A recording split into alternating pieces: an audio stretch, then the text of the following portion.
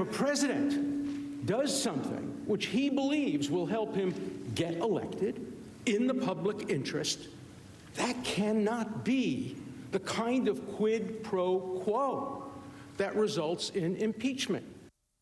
Okay, that was Alan Dershowitz. Here's how Adam Schiff responded to that defense today. What we have seen over the last couple of days is a descent into constitutional madness, because that way madness lies. If we are to accept the premise that a president essentially can do whatever he wants, the only reason you make that argument is because you know your client is guilty and dead to rights. That is an argument made of desperation. All right, joining me now from Des Moines, Iowa, Michael Moore, Academy Award-winning filmmaker. He recently launched his new podcast, Rumble with Michael Moore. Michael, Dershowitz has tweeted this morning. There's been a lot of tweets, but he said his comments were mischaracterized. He said, "I did not say or imply that a candidate could do anything to reassure his reelection, only that seeking help in an election is not necessarily corrupt," citing the Lincoln and Obama examples. Critics have an obligation to respond to what I said, not to create straw men to attack. What do you make of this? Because Alan Dershowitz said stuff on the floor of the United States Senate that shocked a lot of people. You know, when it's your last time in front of the camera, you kind of want to go out in a different way than the way Alan Dershowitz has chosen to go out. So it's kind of sad on some level. We won't see him again, hopefully not. I think this is it.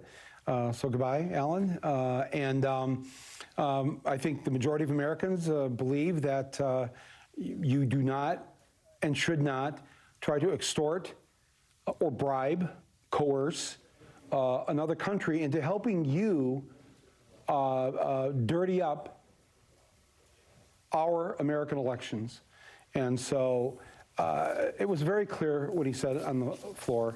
And I hope that this is the end of him. I think that this year, frankly, Ali, this is the end of a number of things. And watching this today and then hearing the news tonight about Lamar Alexander and what may happen tomorrow, we don't know for sure, that this is the sort of beginning of the end of what's going to happen. There's going to be, I predict, an electoral beatdown on November 3rd. So here's the interesting thing, though, Michael, because Lamar Alexander, in his 15 or 16 tweets and his statement about why he would vote against witnesses, did say this: there is no need for more evidence to conclude that the president withheld United States aid, at least in part, to pressure Ukraine to investigate the Bidens. The House managers have proved this with what they call a mountain of overwhelming evidence. At least Lamar Alexander is having the conversation to say the president did this. The implication from Lamar Alexander wasn't really great, but doesn't rise to the level of impeachment. That is an argument I expected to hear from one of the country's most accomplished constitutional lawyers, like Alan Dershowitz, and I'm not a lawyer at all, so I don't know. But when Dershowitz made the case that it's not that it's wrong, it's that it's okay, that turns our expectations of what our Constitution and what morality is on its head. But Lamar Alexander isn't really, he's splitting the hair a slightly different way by admitting that it's wrong. I don't know, now that I think about it, now that I hear that, the way you just explained it, it's actually maybe worse what Lamar Alexander is doing, because he's saying essentially, let's just say this was a court case. Yeah, he beat his wife. So, there's no question he beat his wife. So, time to move on. That's not how we roll in this country. That's not how we decide justice. If it's true, if Lamar Alexander believes that it's true, that Trump did these things, to then just go, that is a destructive force in our American society. And I'm telling you, right now, I know whether people are still up or when they wake up and read this in the morning, that is it. The majority of our fellow Americans, first of all, are not Republicans, don't believe in the Republican platform. The vast majority of Americans are not climate deniers. The vast majority of Americans believe in women's rights. They believe in gay rights. They believe in unions. They believe in, that's the majority of this country. The small minority that's been able to take over because of the Electoral College, because of voter suppression and gerrymandering, these things that we will deal with and get rid of, so that their kind, does not have their hands on the levers of power any longer in this country. I mean, on some level, I wish that we'd wake up tomorrow and there's this rogue Republican that has a profile and courage moment and decides, no, there's got to be witnesses and there's got to be evidence, because that's what you do in a trial. Yeah. And then we'll have that.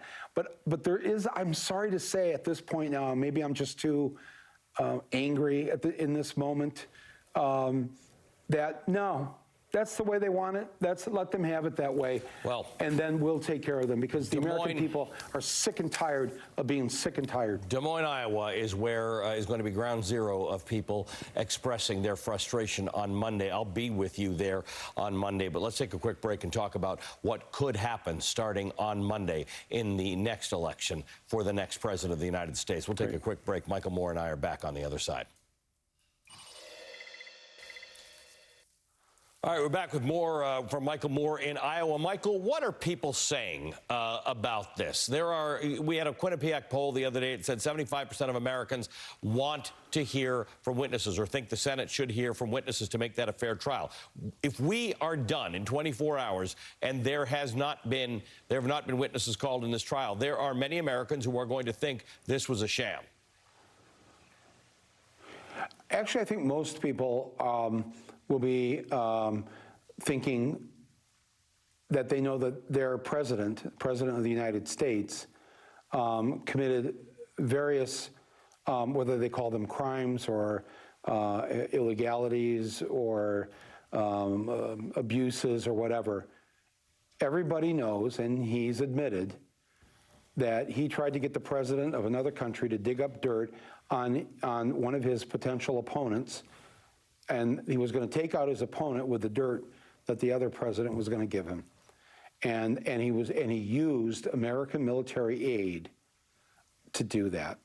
So everybody knows that. Everybody, but maybe there's 10 or 20% of the people that don't want to believe it. But even they, I think, even like we saw tonight, they believe it and they don't care, or they think it's okay, or they think that the commander-in-chief is the country, and then that's it. So I think most people know that their president is some form of a crook, and they'll go with that for the rest of this year. And I think the majority of people, too, are going to be relieved that this is finally over, and we know what the deal is. And I think the Republicans are going to pay a very dear price Will they? this, especially the ones who are the enablers. Yeah, I believe that. Yes, here's the price they're going to pay. They will lose the Senate. I absolutely believe that. The Democrats, if the Democrat gets in the White House, you only need 3. You need 4 if the Democrat loses. I don't see that happening either. I think honestly, and I am not a pundit. I am not a political projector of anything. I just travel the country. I listen to people. I get my own sense of things. And I think that this election is going to be different than what people thought it was going to be. I think that people will once again vote for somebody who is not your typical politician, but who is the outsider. And in this case, who's going to be the Trump stopper? Who's the Trump destroyer? And I personally think that that's Bernie Sanders. All the polls seem to agree with me now that he beats Trump by a higher percentage point than any of the other Democratic candidates, including the poll today that was in, I read it in The Hill, where Bernie is the closest to beating Trump in Texas, than any of the other Democratic candidates. Well, I'll tell you, Michael, the one thing that you and Bernie and I like talking about is the affinity for our healthcare system up in Canada. But there are some arguments that Democrats might continue to eat their own. Is the idea of beating Trump more important than the idea of picking a nominee who agrees with everything you believe? Oh, I don't think Nobody, including myself, believes that that's more important. That last thing you said is more important. No, obviously the first job is to remove Trump.